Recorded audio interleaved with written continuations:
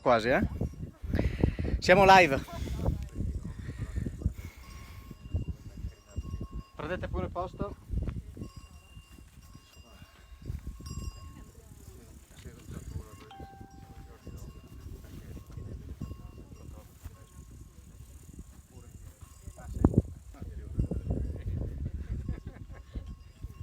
Eccoci Ani.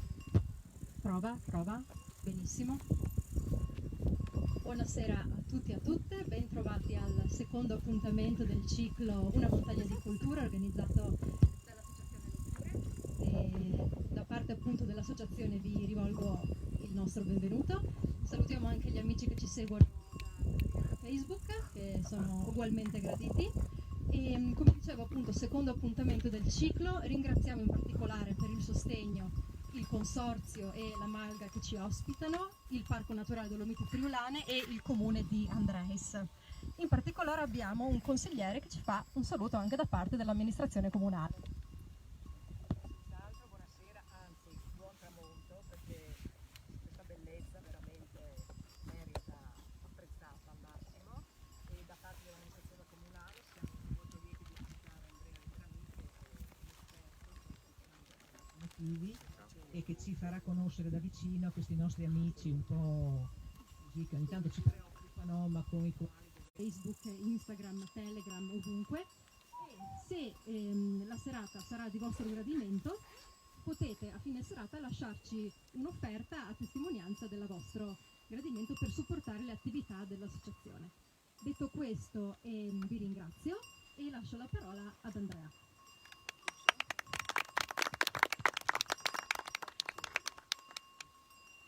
Eccoci, buonasera a tutti, io sono Andrea Vendramin, sono un tecnico faunistico e nonché una guida naturalistica. Lavoro in Friuli e in Veneto e studio praticamente la fauna selvatica. Sono specializzato su un gruppo di animali un pochino particolari di cui parleremo stasera, che sono i grandi carnivori. La serata di stasera sarà una chiacchierata, non ho portato niente di nessuna slide né niente di niente, a parte delle impronte di orso col gesso che poi vi invito a visionare, e vorrei che fosse più una domanda-risposta, se vi va bene. Ossia, siccome su questi animali ci sono tantissime curiosità e anche false credenze a volte, è il momento giusto per dissiparle. Perciò adesso faremo una lista delle domande che volete, a cui volete dare risposta, e man mano durante il mio discorso cercherò di dare risposta a queste domande. Se me ne dimentico qualcuna magari me lo dite, così rimediamo subito. Prima domanda, chi vuole iniziare? Come comportarsi con lui in caso di incontri ravvicinati. Ok, quindi come comportarsi se hai un cane nel momento in cui incontri un lupo o un orso. Sai che lui è molto più veloce di te, perciò lui scappa e vive, tu no? No, sacrificati. Questa è un'ottima domanda, perché insomma c'è tanta gente che cammina in montagna per fortuna e bisogna però sapere anche come comportarsi. Seconda domanda? Ci sono delle leggi, non so, regionali o nazionali che, come dire, regolamentano la presenza delle pecore, il caso di attacco, quindi la perdita da parte di quelli che lavorano in montagna. Ok, quindi se ci sono delle leggi o delle regole che diciamo regolano chi lavora in montagna. Sì, ecco. Avete tempo questo weekend, perché sapete che sarà una risposta molto lunga. Perciò. Comunque molto importante, anche perché appunto fra cani e pecore a volte bisogna un attimo stare attenti, giusto? Prossima. Quanto sono presenti nel nostro territorio? Quanto sono presenti, ok, va benissimo. E sono stanziali nel nostro territorio? E se sono stanziali, ok, va bene. Potremmo innanzitutto iniziare a fare un elenco veloce dei grandi carnivori che abbiamo in Friuli. Sono essenzialmente 4, perciò il primo è il più facile, che è l'orso, il secondo è il lupo, terzo La lince. lince, e il quarto sciacallo dorato, bravissimi. Questi sono i grandi carnivori che vivono in Friuli, ma che vivono anche in Italia, e vi dico subito che la nostra regione è, dal punto di vista faunistico, una sorta di paradiso. Lisetta, che prima si è presentata a nome del comune di Andreis, anch'essa una guida naturalistica come me, insomma è ben consapevole di questa ricchezza faunistica e naturalistica che ci circonda. La nostra regione quindi è un luogo abbastanza adatto a questi animali e vedremo che di fatto questo si sta evidenziando sempre più in questi anni con il ritorno di questi animali nelle nostre montagne, ma non solo. Parto subito col dire che siamo qui in Malgafara e proprio attorno a noi ci sono alcuni toponimi di alcune località che ci ricordano questi animali. C'è il Monte Lupo, che è questo monte sopra Barcis, c'è il Troi dell'O che sale proprio qui in Malgafara e ci sono le Tane dell'Ors che sono invece sul versante sud di Malgafara, verso il lago di Ravedis. Perciò, siccome una volta i nostri antenati non davano i nomi a caso, questo ci fa subito capire che insomma in passato questi animali erano sicuramente ben presenti. Infatti fino a un secolo fa, 2 secoli fa anzi, erano ben presenti sia in montagna ma anche soprattutto in pianura. Avete sicuramente sentito parlare in passato della Silva lupanica, questa grandissima foresta che ricopriva la bassa pianura friulana, e il nome lupanica non era un nome messo a caso, insomma, perché anche i lupi vivono bene in montagna, ma se possono fare meno fatica a vivere in pianura, in passato lo facevano ben volentieri. In realtà tutta la Silva lupanica ricopriva tutta la bassa pianura friulana e proseguiva poi verso il Veneto. Era la zona dove c'era più disponibilità di acqua rispetto all'alta pianura dove ci sono esempio i magreli pordenonesi. Perciò era una grandissima foresta dove gli animali, foreste di quercia ad esempio, dove gli animali vivevano molto bene, tra cui appunto il lupo, ma anche l'orso in realtà. Mi collego a questo fatto per sfatare subito un mito, perché il lupo appunto si pensa sia un animale che vive in montagna. In realtà il lupo vive nelle zone dove trova rifugio e alimentazione. Non è un caso che infatti il primo branco di lupi che abbiamo avuto qui noi in Friuli da qualche anno a sta parte vive nei magreli pordenonesi. In realtà io parlo di magreli, ma in realtà dovrei parlare di alta pianura pordenonese, perché il loro territorio va dal Cellina al Tagliamento e dalla Pedemontana fino a Cordenons praticamente. Alcuni miei amici di Cordenons mi hanno detto un paio di anni fa che hanno sentito ululare in lontananza in direzione dei guadi. Magari era un cane, magari erano i lupi, però comunque in quella zona ci girano. Ma perché proprio i magreli? Perché, magari lo sapete, molte aree sono aree militari, in realtà ci sono poche abitazioni, perché a parte qualche paesino un po' più grosso che magari è Spilimbergo, Magnago nella Pedemontana o Vivaro, che è proprio il centro del Cellina Meduna, insomma tutto il resto è praticamente vuoto. E loro che si muovono particolarmente di notte, chiaramente di notte hanno campo libero, possono muoversi come vogliono. E soprattutto Cellina, Meduna e Tagliamento sono degli importanti corridoi per gli animali, per le loro prede, e quindi è un territorio comunque ricco di animali selvatici di cui i lupi si nutrono ben volentieri, insomma. La loro presenza, diciamo subito la loro presenza in Friuli. Allora, per quanto riguarda l'orso, la nostra popolazione, i nostri individui sono molto legati alla popolazione slovena. La Slovenia che ha circa 900 orsi ed è grande più o meno come il Triveneto, perciò pensate un po' alla densità di orsi che hanno lì in Slovenia. Succede questo, i maschi giovani soprattutto si spostano da noi in Friuli per passare diciamo una sorta di periodo finché non riescono poi a competere con gli animali più grandi per la riproduzione, ok? Inoltre nell'orso generalmente gli animali giovani sono molto più mobili nel territorio, fanno anche centinaia di chilometri, mentre i maschi adulti tendono a essere un po' più stanziali e le femmine soprattutto tendono veramente a essere molto stanziali. Quindi potremmo dire che negli anni scorsi avevamo circa 10-15 orsi anche per stagione, mentre ora i numeri sono un po' calati anche a causa della forte pressione venatoria che c'è in Slovenia. Stanno battendo diversi orsi perciò, e soprattutto lungo il confine con l'Italia, e questo ovviamente influisce sugli orsi che vengono da noi. Perciò negli ultimi anni abbiamo avuto un po' un calo, ma di fatto comunque siamo sempre sui 4-5 orsi. Questi numeri qui potete prendere anche come numeri un po' a caso, da prendere con le pinze, perché comunque è una media abbastanza labile degli ultimi anni, insomma. L'orso in realtà ha una storia un po' diversa rispetto a quella del lupo, perché avrete sentito che negli anni 2000 in Trentino è stato effettuato questo progetto di reintroduzione no, di reintroduzione, scusate, di ripopolamento, perché di fatto il Trentino aveva una femmina e 2 o 3 maschi, però molto vecchi, quindi non più riproduttivi, e la loro popolazione era praticamente destinata all'estinzione. Perciò si è, tramite un progetto LIFE, che è LIFE Ursus e poi LIFE Arcos, hanno reintrodotto 10 orsi, prendendoli dalla Slovenia, dal sud della Slovenia, al confine con la Croazia, reintroducendo 6 femmine e 4 maschi. Da 20 anni a questa parte il progetto è andato molto bene, perché di fatto adesso in Trentino hanno circa, si dice, dai 70 ai 90 orsi, insomma, in base al periodo, perché capite bene che dopo le nascite ovviamente gli orsi aumentano, però non tutti gli orsetti ovviamente riescono a diventare adulti, insomma.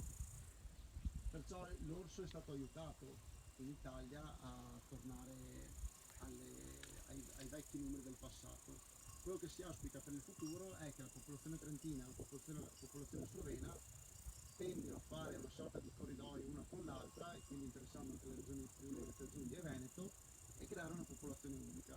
Questo ancora non è successo, e sono pochi gli orsi che dal Trentino sono andati in Slovenia o che dalla Slovenia sono andati in Trentino, e soprattutto non è mai successo con le femmine, perché come vi dicevo prima la femmina tende a essere molto più stabile nel suo territorio, a muoversi di meno. Ovviamente un maschio che va in dispersione in Lombardia, se vuole riprodursi sa che deve tornare poi in Trentino, perciò da lì non ci si scampa, insomma. Bisogna aspettare ancora qualche anno, vedere che magari questa concentrazione di orsi in Trentino aumenti ancora, per poi veramente spostarsi anche le femmine in territori adiacenti, però sarà un procedimento comunque molto lungo. Discorso diverso è il lupo nella nostra regione è in espansione sicuramente, sia numerica che di areale, e il lupo a seconda, diciamo, ci sono molte false credenze sul lupo, tra cui la sua reintroduzione. In realtà la storia del lupo è particolare, perché pensate che negli anni 70 ne erano rimasti circa un centinaio di esemplari, dicono, negli Appennini centrali. Alcuni cacciatori sostengono che anche nella Maremma, anche in Toscana, ci fosse qualche presenza sporadica, comunque il nucleo, i 2 nuclei erano questi, insomma, mentre nelle Alpi era praticamente estinto. L'ultimo lupo in Friuli è stato abbattuto nel 1870, mi pare, 1890, qualcosa del genere. E poi cos'è successo? Sono aumentate innanzitutto le prede, perché dal secondo dopoguerra in poi, dopo la guerra caprioli, cervi non ce n'erano perché la gente aveva fame all'epoca, poi hanno iniziato a riaumentare questi animali, perciò hanno aumentato le prede. In più si è capito che se non si voleva perdere del tutto la popolazione di lupo italiana, si doveva proteggere, e sono state emanate diverse leggi sia nazionali che internazionali, e in più lui ha una grandissima mobilità, e in questo caso sia il maschio sia la femmina, anche la femmina può farsi centinaia di chilometri, e questo sicuramente ha favorito la sua espansione.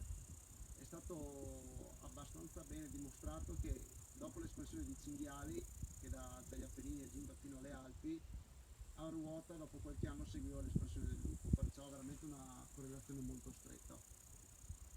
In Friuli il primo branco, vi dicevo, l'abbiamo avuto nei Magredi, è ancora lì presente, adesso stiamo aspettando, i cuccioli nascono a maggio e fino a luglio si muovono veramente molto poco, perciò nei prossimi mesi speriamo di darvi alcune novità di questo branco. Il suo massimo credo che l'abbia toccato nel dicembre del 2019, quando ne abbiamo ripresi 9 insieme, e probabilmente era tutto il branco al completo, perciò un bel branco grosso. Questo vi fa capire che i Magredi, nonostante alcuni pensano che non ci sia nulla, in realtà c'è molto in Magredi, c'è una biodiversità veramente incredibile, insomma. Poi altri branchi, altre coppie che ci sono in Friuli, ce le abbiamo in Cansiglio, in realtà è un branco, si dice, transregionale col Veneto, sta a Cansiglio, al Pago, e viene da noi fino a Piancavallo, Barcis. Altre presenze in Carnia sicuramente, avrete sentito magari se qualcuno ha qualche amico cacciatore, che di solito sono loro più nella zona, più nel territorio, che trovano carcasse, insomma in Carnia qualche carcassa ultimamente l'hanno trovata, Tarvisiano, Valli del Natisone, comunque veramente un'espansione abbastanza forte, e sicuramente nei prossimi anni sarà destinata ad aumentare. Discorso analogo, diciamo, per lo sciacallo è stato bravo a sfruttare qualche decina di anni fa la mancanza del lupo, e quindi da noi è arrivato risalendo dai Balcani praticamente, sfruttando proprio questi territori lasciati liberi dal suo cugino più grande, che in realtà il lupo è un predatore dello sciacallo. Non è tipico, però insomma può capitare che i lupi prendano gli sciacalli, e quindi dove non ci sono i lupi, i sciacalli sono riusciti ad espandersi. Abbiamo i lupi in Friuli da circa 35 anni, scusate, gli sciacalli in Friuli da circa 35 anni, e hanno un'espansione veramente molto forte. Adesso sono arrivati al Veneto, al Trentino, e sono arrivati alla pianura padana, perciò è un territorio che per loro è molto molto buono, perché si adattano anche a vivere vicino alle case, vicino ai centri abitati, vivendo anche dei rifiuti, sono degli spazzini fondamentalmente, nonché dei predatori insomma. E quindi la pianura padana è sicuramente un territorio per loro favorevole. Infine la lince forse è quella un po' più sfortunata al momento, perché ci sono veramente pochi esemplari.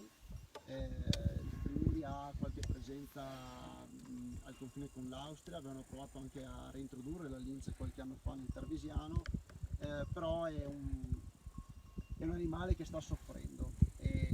E adesso Slovenia e Croazia, anche grazie al sostegno dei cacciatori, stanno facendo questo grosso progetto di reintroduzione della lince nel loro territorio, e sicuramente darà giovamento anche alle popolazioni, sia alle linci che potrebbero arrivare da noi, anche perché ne hanno rilasciati, mi pare, un maschio e anche una femmina dal nostro confine. Anche le linci, se vogliono, fanno parecchi chilometri. Si spera che insomma influisca anche sui numeri dalla nostra parte. Un'altra lince, un maschio, è presente ad esempio in Trentino, che è B132, abbastanza famoso perché ogni tot mesi lo riprendono, però purtroppo è lì da solo, perciò starà morendo di solitudine probabilmente. Quindi abbiamo detto comunque l'orso presente, il lupo sta aumentando, e ci colleghiamo alla domanda cosa fare se li incontriamo nelle nostre montagne. Qualcuno di voi domanda forse: ha mai visto un lupo? In natura intendo, non allo zoo? Ok, quindi nessuno di voi sa come si comporta un lupo nel momento in cui te lo trovi davanti. Allora, io ho avuto la fortuna di vedere i lupi diverse volte, e generalmente nella zona di Magredi, perché è un territorio che comunque ti offre la possibilità di vedere lontano, è piatto, pochi alberi in certi casi, perciò. E spesso li ho visti da lontano, perché comunque loro tendono a stare lontani da noi. Qualche volta mi è capitato di vederli anche da molto vicino, e hanno un comportamento che è sempre di fuga, ok? Solo che è come se riuscissero a calcolare la distanza di pericolo a cui tu ti trovi, e se sono lontani si allontanano con una relativa calma e ti controllano sempre, se ne vanno sempre per la loro strada però. Mentre se sono vicini, come mi è capitato alcune volte, fanno un salto di 1 metro e partono via come i missili, perché sanno che in quel momento potresti essere abbastanza pericoloso per loro. Sembra incredibile, ma un animale di 40 kg, con tutto muscoli, denti e zanne feroci, in realtà ha molta paura di noi. Ed è bene che rimanga tale di fatto, questo è sicuro. Ma anche l'orso ha paura dell'uomo. Comunque, quando si va in montagna, generalmente bisognerebbe innanzitutto capire se si è in zona di orsi o in zona di lupi, ok? Però anche questo, diciamo che le montagne friulane un lupo puoi incontrarlo da tutte le parti, vedo che gira molto, perciò bisogna sempre stare un po' sul chi va là quando si va in montagna. E io dico sempre: chi ha paura di questi animali o degli animali in generale, parli. Se siete in gruppo è praticamente impossibile vedere animali, perché chi parla, chi ride, chi scherza, perciò insomma gli animali ci sentono molto, molto meglio di noi, ci avvertono prima e tendono sempre a scappare e a non farsi vedere.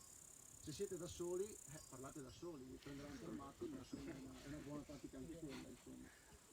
E comunque generalmente nel momento in cui vi trovate ad esempio davanti a un orso, la cosa migliore, adesso direte vabbè, sto qua ci racconta la favola perché davanti a un tramonto, bellissimo, siamo in 30 persone, che paura vuoi che avere? Però di fatto è questo che bisogna fare, e adesso vi dirò anche cosa non fare. Bisogna rimanere calmi assolutamente, non agitarsi, perché spesso l'orso si vede poco e ci vuole qualche secondo perché capisca chi o che cosa ha davanti, ok? E parlargli, ma non urlargli, non creare una situazione in cui lui possa sentirsi in agitazione o comunque in pericolo. Parlargli e cercare ovviamente di allontanarsi il più lontano possibile, appunto, senza correre, tenendolo sempre d'occhio, E se vi ricordate c'era un video che girava con un bambino in mezzo ai mughi che ha avuto fuori quest'orso, lì lui ha avuto un comportamento esemplare. Innanzitutto perché ha urlato la madre di star buona, che stava invece ovviamente urlando terrorizzata, e poi si è allontanato, ovviamente ha dovuto dargli le spalle a un certo punto all'orso perché era in mezzo ai mughi, perciò non ti mangia l'orso ma ti rompi una caviglia probabilmente, e quindi ha dovuto girarsi per allontanarsi. Però ha mantenuto la calma, si è allontanato, l'orso si è alzato anche in piedi, e quando si alza in piedi è curiosità, non è aggressività, proprio perché in piedi riesce ad annusare meglio gli odori, a vedersi anche meglio in realtà, e dopodiché cosa ha fatto l'orso? È scappato. Questa è la reazione tipica di questi animali, ok? Chiaramente avete sicuramente sentito negli anni scorsi in Trentino qualche problema c'è stato, e sono sempre state situazioni un po' particolari comunque, o di animali abituati ad avvicinarsi ai centri abitati, e da qui l'importanza di avere cassonetti anti-orso, non lasciare mangiare in giro per gli animali selvatici, non, beh, qui è un discorso un po' a parte, ma anche le volpi, quando vedete i video che danno da mangiare alla volpe in montagna o alla marmotta, è sbagliatissimo. Un animale selvatico deve rimanere selvatico, non deve abituarsi a pensare l'uomo uguale cibo, ok? Quindi questi orsi, che in alcuni casi erano abituati a avvicinarsi alle case, hanno compiuto degli attacchi, ma in realtà sono sempre attacchi per proteggere loro stessi. Chiaramente che un animale di 140 kg, 150, 200 kg ti dà una zampata per difendersi, ovviamente danni in fa, insomma. Ma generalmente non c'è mai stato un vero e proprio attacco per mangiare la persona o sbranare la persona.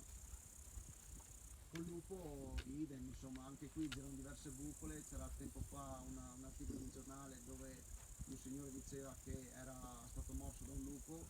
In realtà già i medici dell'ospedale si sono accorti che le ferite non erano compatibili, perché un lupo, tenete presente che ha più o meno il doppio della forza sulla bocca di un pastore tedesco o di un cane come il tuo. Perciò se ti prende una mano per mordere fa danni, non ti fa due segni, ma ti taglia i tendini, ti apre veramente la mano, insomma. Quindi già lì i medici avevano intuito che poteva essere qualcosa di strano, e difatti era il suo cane da caccia o con i suoi amici che l'aveva morso mentre lo caricava nel pick-up, insomma. E quindi le bufale ne girano, però di fatto al giorno d'oggi ancora non ci sono in Italia, intendo, evidenze di attacchi di lupo a persone. Tempo fa girava in Puglia questo lupo che aveva anche preso una bambina per il maglioncino. Era un lupo che con molta probabilità era stato allevato in cattività da piccolo, cosa che ovviamente è illegale. Poi era riuscito a scappare, oppure visto che aveva sui 2 anni, si diceva, iniziava a essere molto difficile mantenerlo in cattività perché aveva un carattere veramente molto forte, perciò ovviamente la persona se n'era liberata, solo che era un animale abituato alle persone, e quindi si avvicinava nelle spiagge no per giocare, ma comunque si avvicinava molto alle persone, fino ad arrivare a prendere questa bambina, mi pare, per il maglioncino, e farla cadere, ma poi scappare subito dopo, insomma. Avevo sentito dei casi di greggi che hanno attaccato le pecore anche in Val Tramontina, Sì, da lupo. sì, sì, questo è, ma anche l'orso in realtà in Val Tramontina, adesso ne parleremo. Questo è un discorso a parte, perché è vero che non hanno paura, che hanno paura dell'uomo, non hanno assolutamente paura di un gregge, perciò anzi per loro è come avere un frigorifero aperto. E purtroppo bisogna difendere gli animali, e come stanno facendo qui i ragazzi di Malgafara con reti e con cani da guardiania, cani da protezione. Comunque, ultima parentesi, cosa fare se incontro questi animali, soprattutto se ho il cane? Allora, il cane in Friuli Venezia Giulia, poi ogni regione ha le sue leggi, e ogni parco naturale nazionale ha le sue leggi, però generalmente tu hai l'obbligo di tenerlo sempre sotto controllo. Perciò se voi avete un cane che siete sicuri che gli passa davanti una lepre, un capriolo, e lui sta lì in parte a voi, il guinzaglio di per sé non sarebbe obbligatorio. Voi avete l'obbligo di averlo dietro con voi, il guinzaglio, per usarlo nel caso in cui si renda necessario. Detto questo, io consiglio sempre a chi va in montagna di tenere i cani al guinzaglio per 1000 motivi. Il primo, appunto, per non disturbare la fauna selvatica; il secondo anche perché tantissima gente ha il cane, però non a tutti piacciono i cani, alcuni ne hanno anche paura, e soprattutto se siamo su sentieri stretti è sempre il caso insomma che una persona che incrociate si senta al sicuro, magari ho visto in realtà cani sulle ferrate ad esempio, perciò lì sembra proprio il paradosso. Capite bene che se uno è su una ferrata e incontra un cane e ha paura dei cani, cosa fa? Non è che può andare da molte parti per spostarsi, insomma. E quindi sicuramente tenerli al guinzaglio. In più nel caso in cui siete in una zona di presenza di orso o di lupi, nel momento in cui il vostro cane magari sente un odore l'odore dell'orso o l'odore del lupo e vi scappa, perché comunque sono animali curiosi in certi casi, state tranquilli che se incontra l'orso, se incontra il lupo, inizia a essere una situazione abbastanza pericolosa per lui. In particolare nel caso dell'orso, perché comunque è un animale che è molto infastidito dai cani e quindi tende a reagire, tende appunto a innervosirsi, ad agitarsi, quello che vi dicevo di non fare assolutamente prima, di non farlo agitare, ok? Chiaramente il cane nel momento in cui si trova un orso incavolato davanti tende a tornare da voi, anche per proteggersi, voi siete il loro padrone, perché insomma chi meglio di voi può proteggerlo da un orso, solo che si porta dietro un orso anche arrabbiato e quindi si creano situazioni veramente pericolose. In quel caso lì il consiglio di fatto è proprio di non rimetterlo al guinzaglio, perché in quel momento voi dovete pensare a voi stessi e allontanarvi. Il cane è molto più agile e veloce di voi e perciò è più al sicuro se sta libero piuttosto che tenerlo al guinzaglio voi, insomma. Però comunque la cosa migliore è sempre tenerlo al guinzaglio e nel momento in cui si dovesse anche vedere un orso da lontano, ovviamente tornare indietro. Non cercate di avvicinarvi a far foto. Purtroppo in America succede ancora spesso di gente attaccata dagli orsi perché si fanno i selfie con l'orso dietro. Veramente l'orso ha una sorta di perimetro attorno a sé dove non vuole avere nessuno. Se voi vi avvicinate per farvi il selfie, chiaramente reagisce e reagisce attaccando, insomma. E il lupo idem, perché il lupo è un discorso un po' particolare perché diciamo che il cane deriva dal lupo, no? E quindi in alcuni casi ho visto video di lupi, probabilmente lupi giovani, che giocavano con i cani. Alcuni casi purtroppo i lupi si accoppiano con i cani e lì nasce il problema degli ibridi. Generalmente però nel momento in cui voi perdete un cane in una zona in cui sono presenti dei lupi è sicuramente meglio recuperarlo il prima possibile, perché insomma farli passare fuori la notte nelle zone magari del Nevegal, del Fersiglio, ma anche dei Magredi, insomma, dove i branchi di lupi sono presenti e stabili, non è assolutamente né divertente né sicuro per il vostro cane, insomma. Ecco. Purtroppo già ci sono stati casi in Veneto, ma presumo anche in Friuli, anzi sicuramente anche in Friuli, di cagnolini attaccati dai lupi e uccisi dai lupi. Sono ovviamente racconti un po' sia macabri ma molto duri, insomma è il nostro migliore amico, perciò sicuramente dispiace se gli capita una cosa del genere, però tendenzialmente noto che la maggior parte delle volte è la responsabilità del padrone, perché lo lascia libero, perché comunque ha diritto di correre in montagna. Può anche essere vero, però allora devi accettare le conseguenze di quello che ne deriva, che sia anche semplicemente una multa della forestale perché sta correndo dietro un capriolo o nel peggiore delle ipotesi perché riesce a prenderlo e a ucciderlo. Altro discorso, passiamo un po' da un discorso all'altro, ma insomma è questo l'obiettivo della serata, le greggi, gli allevamenti in montagna. Ecco, questa è la vera sfida, perché in realtà, come vi dicevo, il lupo di fatto non ha grossi problemi al momento perché comunque protetto è protetto, prede ce ne sono, boschi, guardatevi attorno, siamo pieni di boschi, perciò rifugio anche ne hanno per stare tranquillo e soprattutto dopo Vaia si è visto come i lupi sfruttano spesso le zone disastrate da Vaia per riprodursi, per far nascere i cuccioli, perché lì insomma persone non ci vanno più a camminare perché non riesci neanche a entrarci e quindi loro sono tranquilli, perciò l'ambiente in questo momento è favorevole alla presenza di questi animali. La vera sfida, vi dicevo, è riuscire a convivere e a proteggere il nostro bestiame, i nostri animali domestici, e parto subito col dire che non è assolutamente facile. Vi dicevo prima, io studio questi animali e faccio la guida naturalistica, ma un'altra parte del mio lavoro è seguire le aziende, soprattutto in Veneto, ma anche in Friuli, e trovare insieme a loro, insieme all'azienda, un sistema pratico per loro ed efficace per proteggere gli animali dagli attacchi dei grandi carnivori.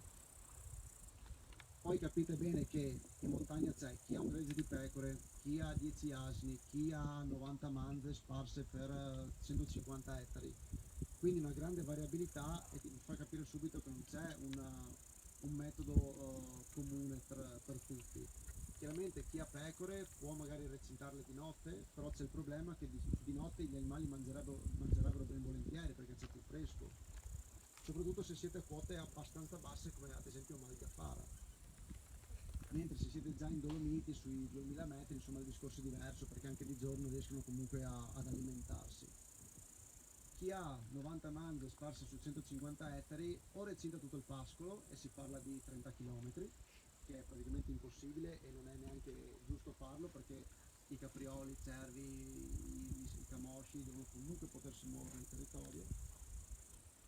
L'altra soluzione sarebbe richiamare le manze per chiuderle la notte, però non è facile, le manze sono ancora più delicate sì, i bovini in generale sono più delicati delle pecore, perciò devono mangiare di notte. Chi fa latte, se non fa mangiare le vacche di notte, insomma poi non riuscite neanche a comprare il formaggio in malga. Perciò una gran bella confusione e difficoltà. Ma attaccano anche le mucche? Le manzette, allora generalmente più o meno sotto i 300 kg le manzette, i vitelloni sotto i 300 kg riescono ad attaccarli. Chiaramente si parla di non un lupo singolo, ma di un branco ben strutturato generalmente. E tieni presente che una manzetta di 300 kg corre meno di un capriolo, perciò per loro se sono un bel numero di lupi riescono effettivamente a predarla. Le pecore non ne parliamo, insomma lì veramente basta un lupo per fare grossi danni. Gli asini, purtroppo, gli asini sono animali che in realtà alcuni li utilizzano come difesa, nel senso che si allarmano subito e perciò danno l'allarme. Purtroppo però se voi andate a parlare con gli allevatori della Val Belluna, asini lì ne hanno mangiati parecchio. Sono animali abbastanza suscettibili alla presenza di questo grande predatore, insomma. Perciò vi dicevo, non c'è una soluzione comune. E cosa fare? Cosa possiamo fare noi innanzitutto? Anche qui, tenendo il cane al guinzaglio si evita che magari gli apra il gregge in due, glielo divida, e non è di tanti anni fa che nelle Prealpi Giulie 70 o più pecore sono andate giù per un dirupo per colpa di un cane, insomma. E lì a chi diamo la colpa? Al cane o al padrone? Perciò innanzitutto rispettare il lavoro di chi lavora in montagna, appunto tenendo al guinzaglio il cane, magari non passando in bicicletta dentro al gregge, anche perché sempre più in questo periodo, ma anche negli anni successivi, vedrete che ci saranno cani da protezione. Il cane da protezione, oltre alle reti elettrificate o ai recinti elettrici, è il migliore deterrente per il lupo. Generalmente già la sua presenza fa desistere un branco di lupi dall'attaccare un gregge o un gruppo di animali al pascolo, insomma. Chiaramente sono animali che devono essere ben equilibrati per capire il pericolo del lupo da quello di una persona che invece sta solamente facendo una passeggiata attorno alla maglia. E chiaramente se noi non gli diamo, noi dobbiamo dargli una mano. Ho visto ad esempio foto di famiglie che vedono gli agnellini, prendono l'agnellino in mano. Chiaramente se io fossi un marimano che devo difendere quell'agnello, magari un po' le scatole mi girano, no? Oppure un ciclista che passa in mezzo al gregge di corsa, lui fa fatica a capire che non è un pericolo immediato, e sono successi casi in cui il ciclista è caduto perché si è spaventato di fronte al cane, casi in cui i cani hanno morso i turisti. Perciò capite che è veramente un equilibrio molto molto delicato e fragile, dove tutti dobbiamo fare la nostra parte. Il lupo o l'orso fanno gli animali, perciò non gli si può granché insegnare, seguono il loro istinto. Quello che dobbiamo fare noi è cooperare tra di noi. Il malgaro o il pastore si impegna a tenere gli animali in un certo modo e noi turisti cerchiamo di non andare a disturbarlo durante il suo lavoro. Infine le amministrazioni pubbliche, ma questo lo stanno già facendo anche qui, ogni regione lavora a modo suo in realtà, ma sia il Friuli che il Veneto, per parlare della nostra regione o della regione vicina, danno dei contributi per l'acquisto di recinzioni, ok? non è una cosa che ti risolve il problema, chiaro, perché la recinzione poi va spostata ogni 8 giorni, va mantenuta, poi si rompe, eccetera, però comunque se ti danno magari anche il 90% del costo, insomma, è un grosso abbattimento delle spese. E sempre più infatti si vedono questi recinti elettrici anche nelle nostre montagne. Poi io, siccome sono smemorato, mi sono dimenticato le altre domande, perciò abbiamo parlato di cosa fare con i lupi, poi quanti ce n'erano, l'altra domanda che era? Ma i lupi non sono prevalentemente di notte o anche di giorno? Allora, Infatti, generalmente, osservarlo. ok, quindi quando si muovono i lupi o gli animali selvatici? Allora, generalmente gli animali selvatici si sono abituati a muoversi di notte per sfuggire dall'uomo, ok? Perciò il lupo sicuramente è molto più mobile di notte. Io i lupi li ho sempre visti alle 10 di mattina, mezzogiorno, alle 7 di mattina, perciò capisci bene che non è una regola ferrea, ok? Soprattutto in zone dove sono tranquilli, perché lì sanno che nessuno li può andare a disturbare e comunque quindi può capitare di vederli anche in giro in pieno giorno. E sì, comunque generalmente direi che si muovono più di notte, insomma, quello sicuro, ecco, perché sono meno disturbati dall'uomo, dalla presenza Magari dell'uomo. nei boschi dove c'è tanta gente che cammina,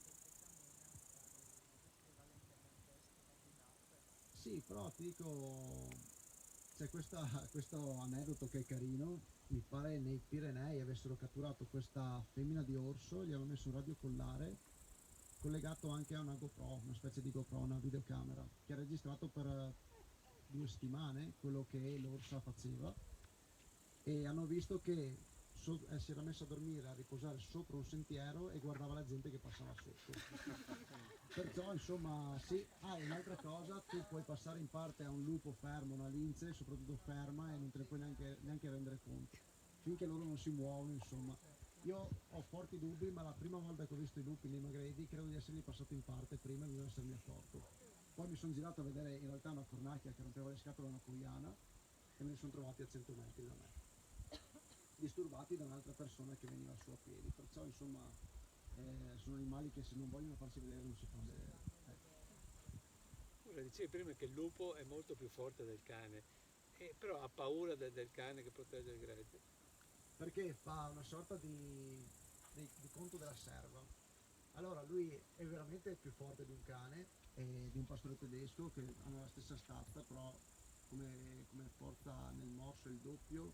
Poi conta che un animale selvatico in genere vive all'aperto tutto il tempo, perciò è un fascio di muscoli e nervi, ok? Però cosa fa? Fa due conti, dice io se vado in quel gregge e ci sono magari anche un branco grosso di lupi, 7 lupi mettiamo, in Appennino è abbastanza normale avere dai 7 lupi in su insomma, e altrettanti cani da guardiania, cani maremmani o pastori abruzzesi insomma. I lupi fanno un conto, dicono è vero posso prendere delle pecore, però se io prendo un morso da questo cane magari riesco anche a fargli più male io, però io con un morso magari non caccio per 2 settimane e poi va a finire che potrei anche morire perché loro non ha nessuno che li disinfetta poi, ok? Perciò il cane generalmente serve più da deterrente, è raro che arrivino allo scontro perché sia il cane, anche lui si fa i suoi conti, dice vabbè è sempre un lupo, perciò se riesco a spaventarlo abbaiando è meglio. Ma il lupo stesso anche lui fa questi calcoli e tendono comunque ad avere uno scontro a distanza. Poi in alcuni casi magari o il cane anche inesperto che va contro i lupi con troppa foga e si trova, in alcuni casi è successo che Cerchiato. branco di cani, un cane magari più giovane, inesperto, è partito e si è trovato circondato dai lupi. Gli altri cani l'hanno guardato come per dire cosa stai facendo, noi restiamo qua. Arrangiate, probabilmente gli hanno detto. Quindi entrambi fanno questo conto, cercano di evitare lo scontro, però in alcuni casi capita e in alcuni casi, anzi nella maggior parte dei casi il cane ha la peggio. In alcuni casi in realtà il cane ha la peggio, però il lupo alcune volte va a morire un po' più in là, insomma anche lui a volte le prende di santa ragione. Sono intelligenti con i calcoli, si buttano. Sì, beh, sì, hanno l'istinto e l'intelligenza molto, molto acuto. Tutti i lupi e gli orsi che si trovano nella nostra zona sono controllati, radiocollare eccetera, o c'è qualcuno considerando i movimenti, quindi Sì, gli sì, sì. spostamenti. Sì. Allora, radiocollare, introduciamo un attimo questa tecnica, è una tecnica innanzitutto utilissima perché ti dà delle informazioni veramente molto precise e che ti dà la possibilità di capire veramente come vive un animale. Per parlare di radiocollari, l'orso M4 che vive in Carnia, l'abbiamo, con l'Università di Udine l'abbiamo ricatturato un mese e mezzo fa per mettergli il radiocollare e seguire i suoi spostamenti. Orso che 3 anni fa è arrivato fino a Barcis volendo, passando dietro il route, tornando indietro e passando dietro il route. E quindi insomma ti fa capire dove si muovono gli animali. E al momento, come orsi, abbiamo solo lui radiocollarato. Abbiamo avuto 3 o 4 anni fa 3 orsi contemporaneamente, che veramente era interessante capire come convivevano tra di loro, perché 2 di questi vivevano in Carnia praticamente. M4 era uno e l'altro era l'orso Elisio. E di lupi adesso no, in Friuli non ce ne sono di radiocolorati, anche se stiamo lavorando perché in futuro abbastanza prossimo spero, riusciamo a prenderli anche qua.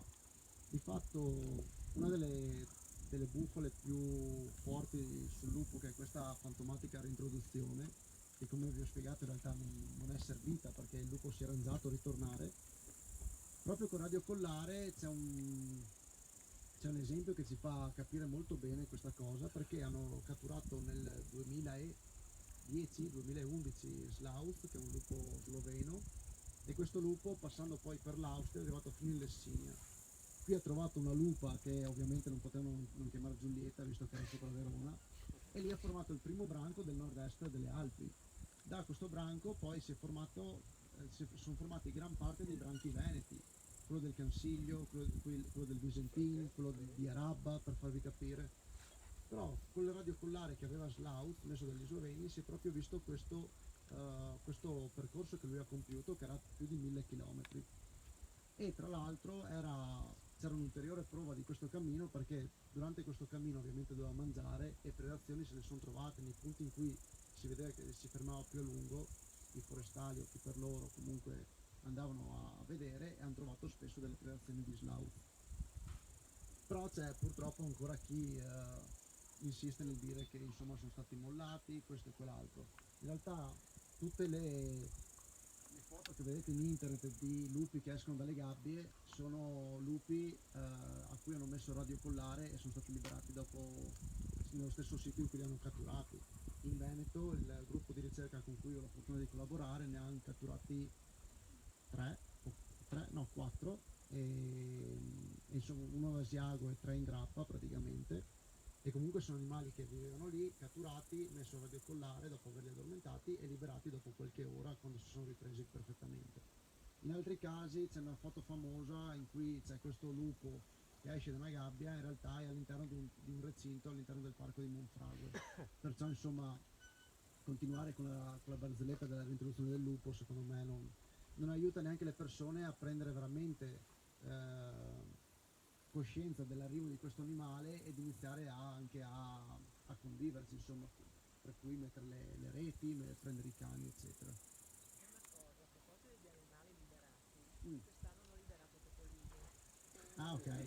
Sì, ma perché gli serviva per le vipere che avevano liberato gli anni prima loro. Il lupo potrebbe mangiare quei topolini?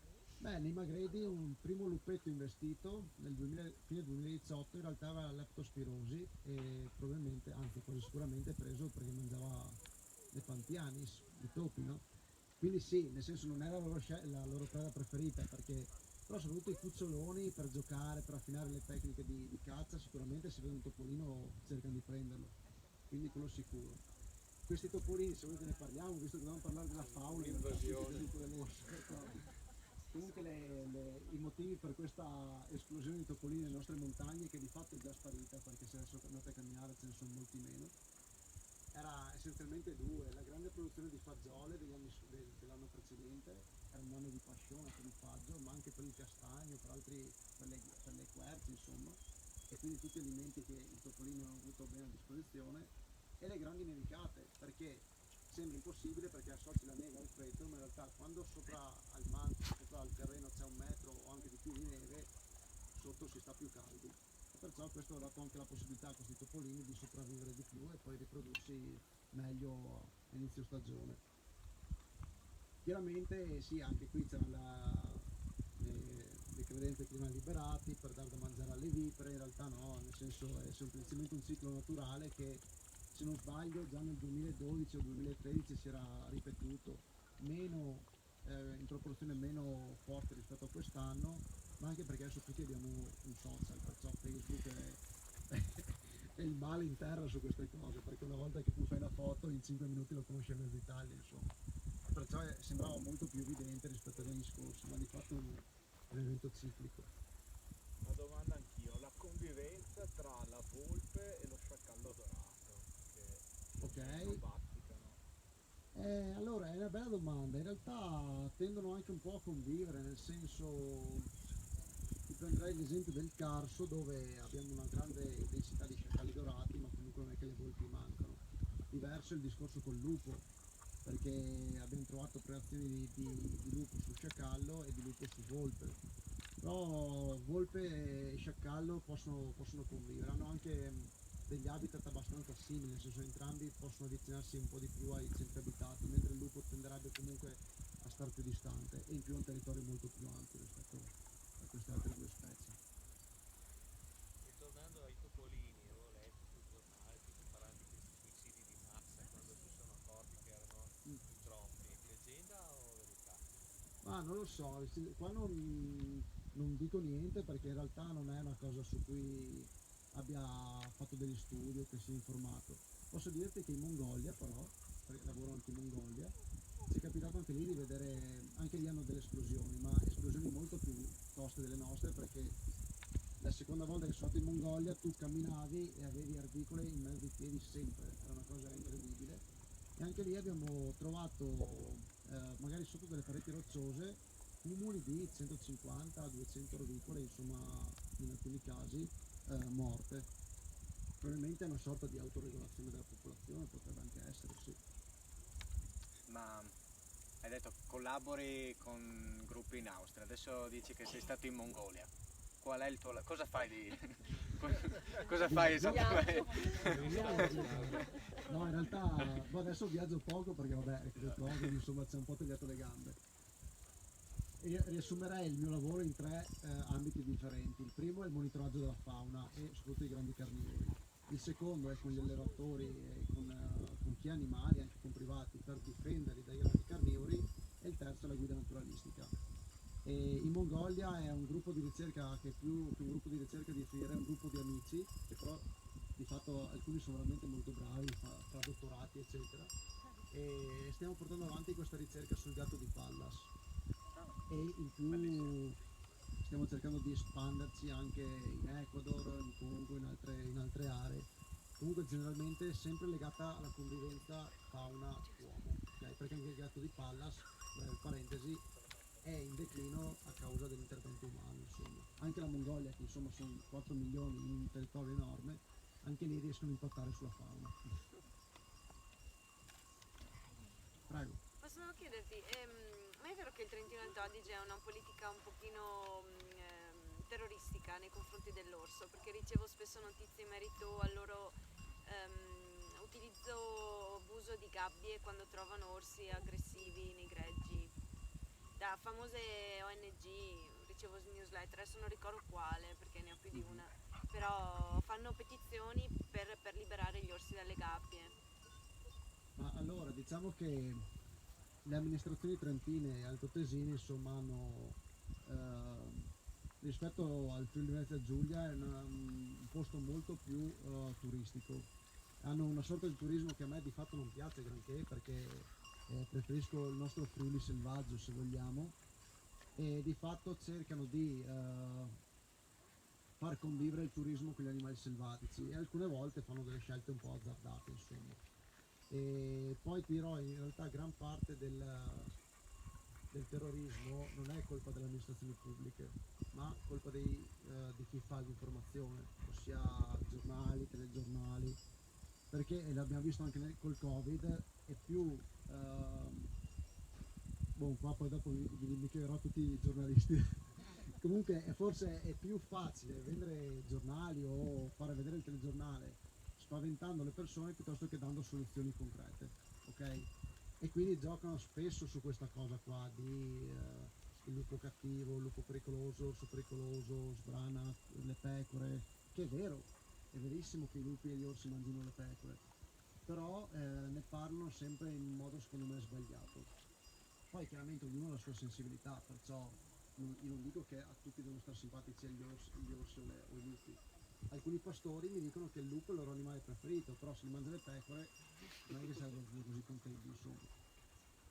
Quindi è veramente una cosa eterogenea come mondo, ecco.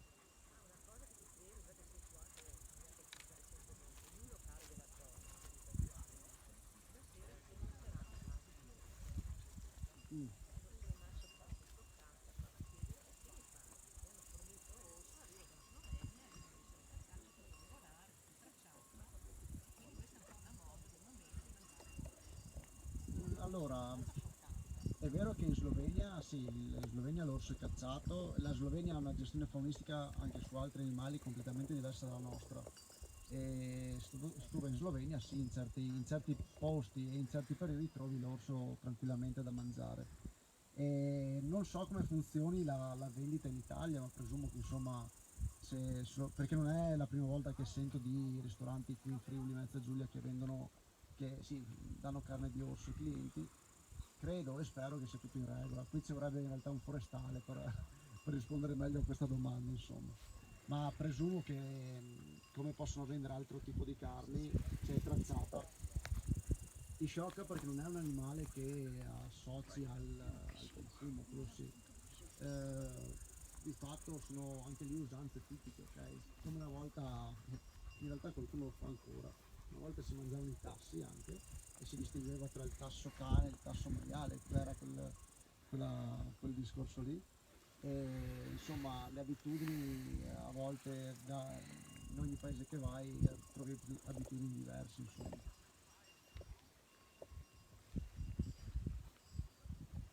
Altre domande? Finché non va giù il sole tanto stiamo qua, perciò devo parlare, se no. Un'altra sempre col tema, cioè io noi quando andiamo in montagna lui è sempre legato, più o meno corda lunga ma sempre legato. Quindi mi dici che è improbabile un incontro ravvicinato con lui che notevolmente va in giro per casino. Cioè, Sì, certo. facendo caos è improbabile ritrovarsi in una situazione di vicinato. È molto più improbabile perché nel momento in cui il tuo cane ti sta vicino, o comunque anche se la corda è lunga, ma insomma si parla di qualche metro, non qualche centinaio di metro come capita a volte, comunque un animale selvatico associa il tuo cane a te, ok? Chiaramente non si può escludere perché fauna selvatica, come dico sempre io, insomma è imprevedibile ovviamente. Tantissimi fotografi si sono fatti male fotografando i cervi durante il bramito, perché non si capisce che il cervo in quel momento ha solo un pensiero, anzi due pensieri. Il primo è bastonare gli avversari, il secondo è riprodursi, insomma. Se ti scambi per un avversario, chiaramente, è sempre che non ti scambi per invece una femmina che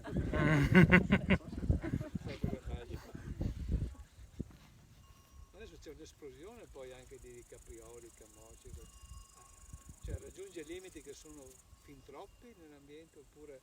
Ma allora in realtà l'ambiente si autoregola, ok? Ossia se fossimo in un mondo ideale, e perché sia ideale non dovremmo esserci noi probabilmente, la natura si autoregola, poi ci sono delle esplosioni ma che poi rientrano, come ad esempio esplosioni di topi, ma a parte che hanno una vita breve, insomma, comunque hanno fatto festa, i rapaci notturni, anche le vipere, i gatti selvatici, anche le volpi sicuramente.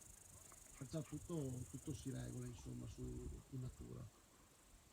Io sento per esempio in Cansiglio che i cervi si ammalavano perché erano troppi, forse sono chiacchiere. Perché sì, allora quando in situazioni particolari può capitare, ma per farti un esempio hanno reintrodotto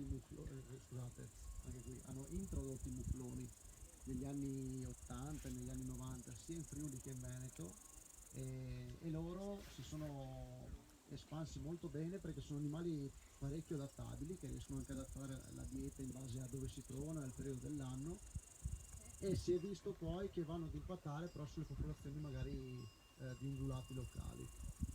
In Cansiglio cos'è successo anche lì?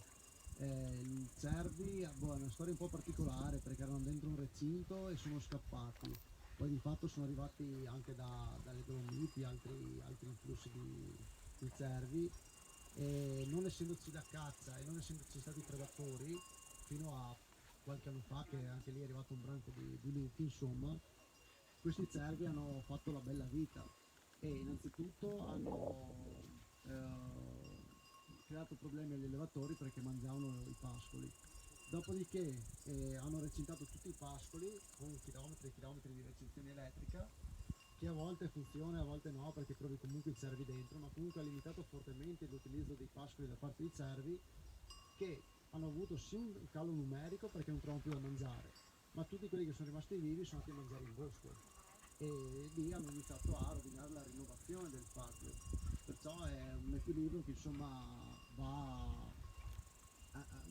diciamo che si autoregolerà adesso nei prossimi anni, con l'arrivo del lupo soprattutto, però insomma ci vorrà un po' di tempo, ecco. Il lupo da solo mette a posto. Quindi l'attività venatoria non è fatta anche in base a questo? Perché chi non ha mai sentito dire un cacciatore, ma noi adesso ce n'è tanti, ce n'è bisogno, soprattutto c'era qualche anno fa nella mia zona l'invasione di cinghiali che facevano disastri, a parte per strada, negli orti, e io mi ricordo il mio vicino di casa è cacciatore, caccia anche quello, e quindi ricordo, spesso utilizza questa frase, ma sono tanti, quindi aiutiamo anche il regolamento del numero, ecco, questo è. Mi chiedo se è vero o meno. Allora, io in realtà non sono contro la caccia, per niente, io ho tantissimi amici cacciatori e sarei ipocrita perché in realtà la carne di cinghiale, di cervo, di capriolo non mi piace. È vero che se una caccia è ben gestita può dare una mano all'ambiente e secondo me di fatto le varie categorie, che siano turisti, cacciatori, allevatori, amministrazioni pubbliche, tecnici faunistici, ricercatori, invece che scontrarsi tra di loro dovrebbero in realtà iniziare a parlare. E te ne da un esempio chiaro la Slovenia e la Croazia. Il progetto di reintrodurre la lince, di ripopolare la lince, queste popolazioni che stanno andando scomparendo, è stato anche grazie ai cacciatori, perché lì hanno una visione forse un po' più aperta rispetto ai nostri, no? Quindi sì, dirò, in alcuni casi può sicuramente dare una mano alla gestione degli animali. In altri casi ovviamente può anche portare danni, ma lì non è quasi mai colpa di come è organizzata la caccia, ma è colpa dei singoli in realtà, in quel caso lì. Senza poi entrare nel merito delle uccisioni di specie protette, insomma, che lì è bracconaggio e quindi va sicuramente condannato.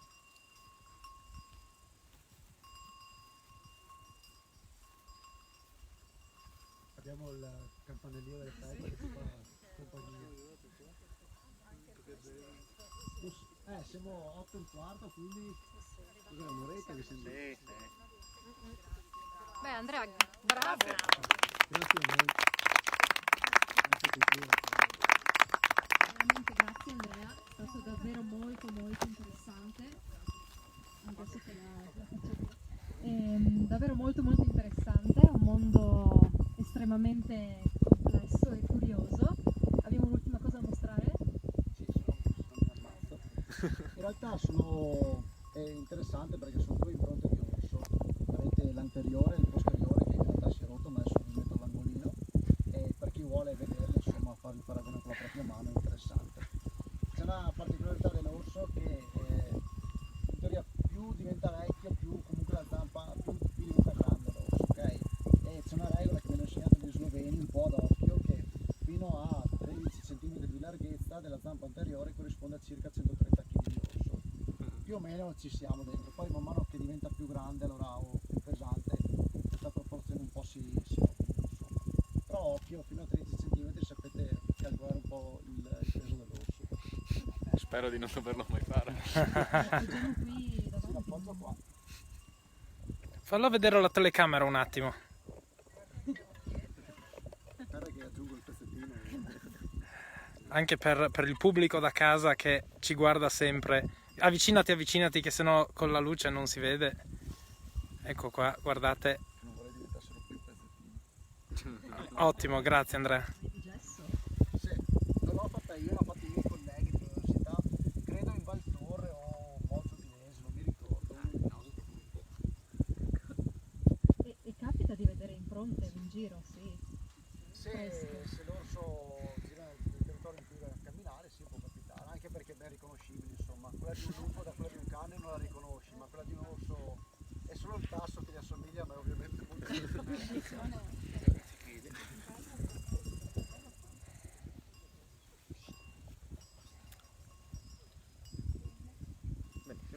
Tanto ringraziamo ancora Andrea, che prima l'hai detto anche tu, ma sei anche guida naturalistica, giusto? Sì.